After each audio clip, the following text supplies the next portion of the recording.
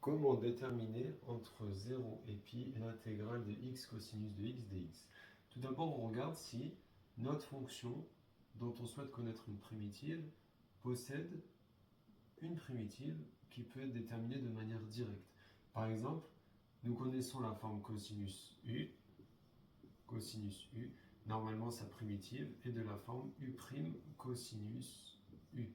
Sauf que ici, on voit bien que u c'est x et que u', ça devrait être 1 normalement, si on prend juste la fonction cosinus de u. Et avec u est égal à x, nous devrions avoir 1 fois cosinus de x. Sauf que ici, on voit bien que nous avons x cosinus de x. Ça veut dire qu'on ne peut pas déterminer une primitive de manière directe. Donc, on ne peut pas déterminer une primitive de manière directe. Comment nous allons faire? Nous allons utiliser du coup l'intégration par partie. Que nous dit l'intégration par partie? L'intégration par partie nous dit que l'intégrale entre a et b de u de x fois v' de x dx est égale à uv entre a et b moins intégrale de a à b u' de x v de x dx. Maintenant, nous devons déterminer que sont les fonctions u et v. Donc, u est la fonction qui a x associe x. C'est cette fonction ici. Ensuite, nous avons la fonction v' de x. v' de x est la fonction qui a x associe cosinus de x. Cosinus x. Ensuite, nous avons la fonction, donc la dérivée de u qui est u' qui a x associe 1. Et ensuite, nous avons la fonction v. Pourquoi je le fais dans cet ordre? uv et u'v. Tout simplement parce que ici, c'est les fonctions que j'ai au départ, c'est-à-dire u et v'. Et là, je vais déterminer les fonctions que j'aurai à la fin, c'est-à-dire u' et v. Donc, u' de x est égal à 1 et v de x, donc c'est une primitive de v', une primitive de cosinus de x et moins sinus de x. Donc là, j'ai juste à utiliser mon égalité pour déterminer mon intégrale. Donc,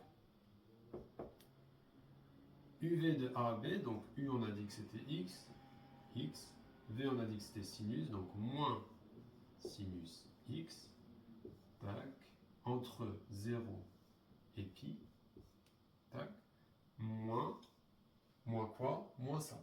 Donc, moins intégrale de 0 à pi de u', donc 1, fois v de x, moins sinus x dx. Maintenant, il me reste simplement à faire ce calcul pour terminer mon exercice. Donc, moins x sin x entre 0 et pi, qu'est-ce que ça donne? Ça me donne moins pi sinus pi moins 0 sinus 0. D'accord? Donc, pour cette égalité-là. Moins intégrale entre 0 et pi de moins sinus x dx. Donc, moins pi sinus pi. À quoi est égal sinus de pi? Sinus de pi est égal à 0 et sinus de 0 est égal à 0. Donc déjà, tout ça peut se supprimer. Ça veut dire qu'à la fin, il ne me reste que moins 0 à pi de moins sinus x dx. On cherche donc une primitive de moins sinus de x. La primitive de moins sinus de x est égale à quoi? Est égale à cosinus. Donc, cosinus de